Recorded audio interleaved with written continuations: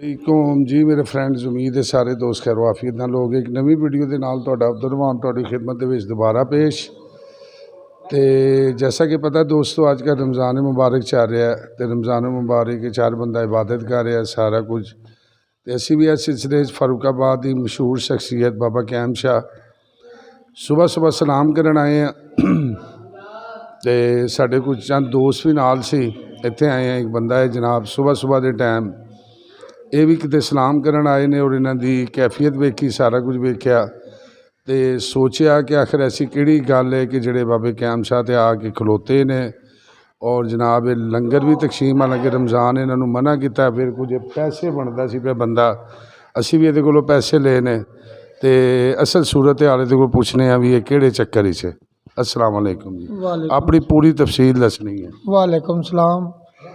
अल्लाह भाई, अल्लाह पाक नूं हर इज़्ज़ो ईमान च रखे, जो भी किसी दुख तकलीफ अल्लाह पाक दूर करे। लेकिन मैं एक मशवरा देना चाहना, किसी नूं अपने दिल का भेद ना दिओ। अगर जे दिल का भेद देंदे ने तो अपने ही मारते हैं, ठीक है। जिन्हां दा कोई नहीं हुंदा उन्हां दा अल्लाह हुंदा। तो मैं अल्लाह दे सपुरदारी और इन्हां भैणां भरावां दी सपुरदारी, जिहड़ा बंदा अपना ईमान वेच दिंदा ना, उस बंदा दीन दुनिया के काबल नहीं है। तो जो भी मारते हैं अपने ही मारते हैं।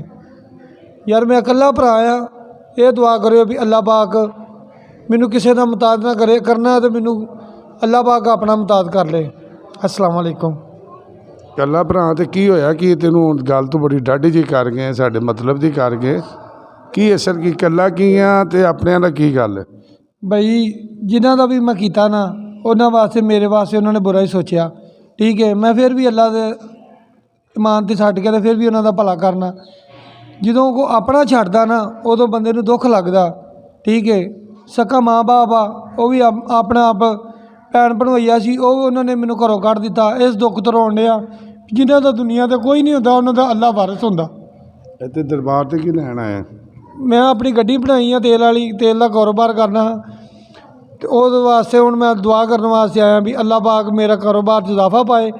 तो अल्लाह पाक जिन्होंने नहीं भी मेरे मालक ने दिता, उन्होंने सदके रब मालक उन्होंने भी देवे, तो उन्होंने पैरे खाक की सदके रब मैनू देवे। आमीन सुमा आमीन जी। फ्रेंड्स, सुनी बंदे की दुखदारी दास्तान तो बड़ी डूंघियां गल्लां कर गए। बाबे कैम शाह दरबार से जनाब इस टाइम हाजी देन आया, नवी गड्डी लई है और साड़ी भी दुआ है कि अल्लाह ताला जनाब ये कारोबार दे विच बरकत देवे और अल्लाह इनू किसी का मुहताज ना करे। बड़ी डूंघी जी गल है। तो असी भरा तेरे लिए दुआ गो, अल्लाह ताला तेनू कामयाबी अता फरमाए। मिलने नवी वीडियो के नाल। अस्सलाम वालेकुम।